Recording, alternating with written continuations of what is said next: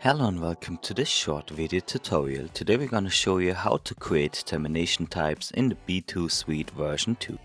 We go to the grid settings, open termination types and add a new termination type. We then give the new termination type a corresponding name. We choose the construction type from a construction type defined in the database. We can then add further information to our termination type like manufacturer, model,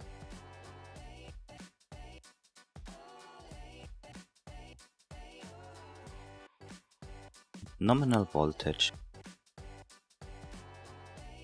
wire cross section, dimension length, and dimension diameter. The termination type is automatically saved and can be used for all your cable topologies. Thank you for watching this video.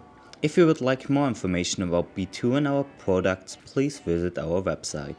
And if you have any technical queries about your B2 device, please contact our technical support at support@b2hv.com.